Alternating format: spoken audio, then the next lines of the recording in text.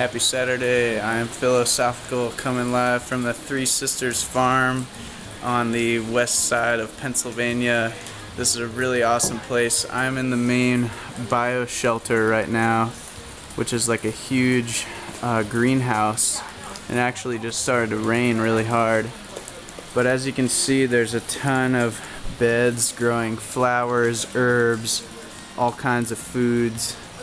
And yeah, I just got a tour of the garden.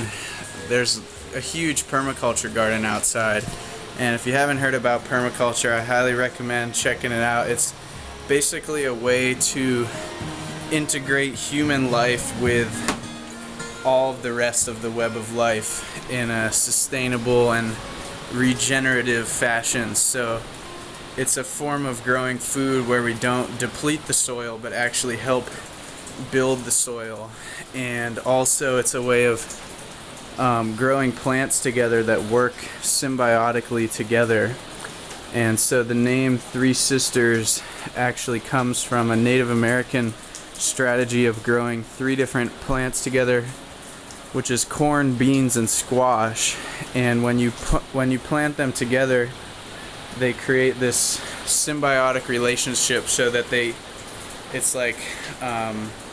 it's like people in a swimming pool. Once you get enough people on the edge of a swimming pool all walking around the edge, everyone can just lift up their legs, and it's like it just kind of works on its own. That's basically what the Three Sisters does, the corns, beans, and squash. And there's also many other examples in permaculture. They've got chickens here. You can include animals into a permaculture. I'll open the door here to see the chickens. You can see it's raining out here, but hello chickies. And they've also got a goat that lives here that I think helps to mow the grass. And I just went on a tour. They've got hazelnuts growing here, and I tried some red currants and some blue currants, which are all really delicious, and also some raspberries. And yeah, this farm produces herbs that they sell to different restaurants and stuff, so it's fairly sustainable economically as well. And it feels so good to be here. It feels like this is how life is supposed to be working. They're having a huge summer celebration here, so we've got a potluck happening pretty soon, and just family getting together, people of all ages, spending time out here.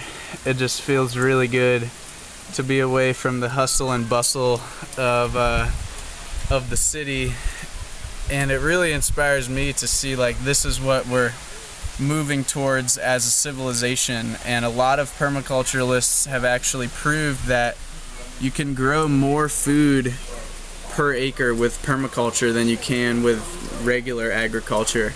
So it's a pretty inspiring thing. Yo, Isaac, do you want to share any words with for YouTube about what Three Sisters is doing?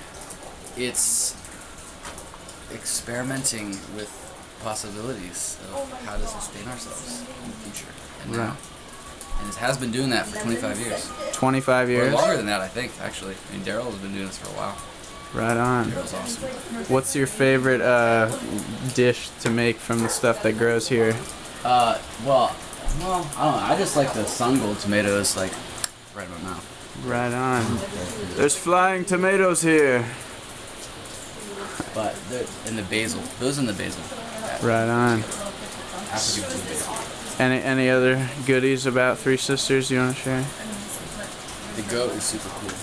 Does the goat eat the grass, or does it get to walk around, or what? It gets to walk around sometimes. She likes tree leaves a lot. I see. Like, they very much enjoy the tree leaves. So she fits into the permaculture in some way? Yeah. I mean, well, and the function of being like a companion is also, I see. I think, undervalued sometimes. Right on.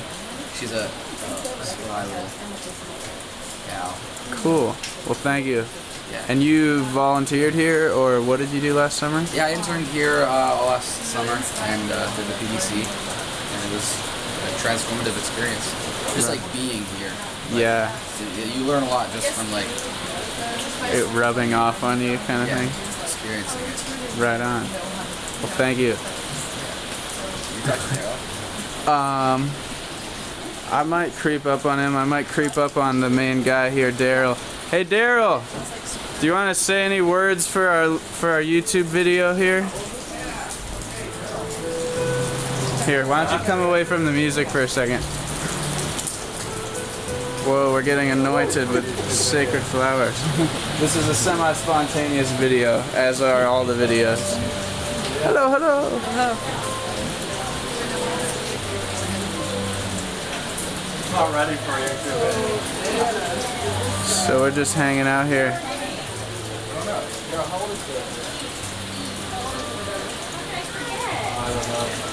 That's quite a truck. 6 or 8 years. What kind of plant is this, Sarah? This is a lemon verbena tree.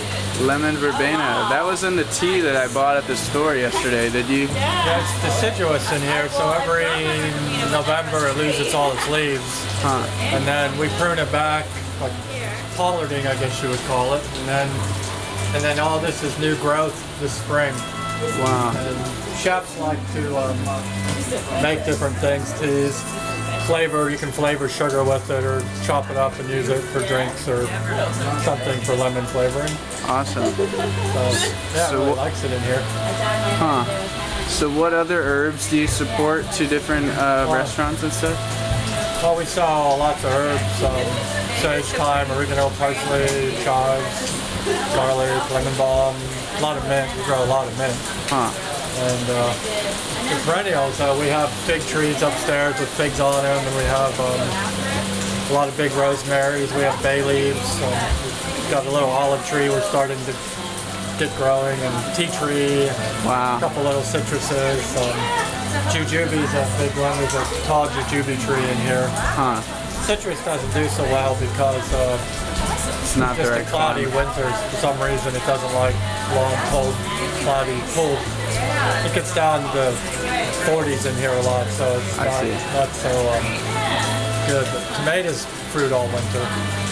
The flying tomatoes are back.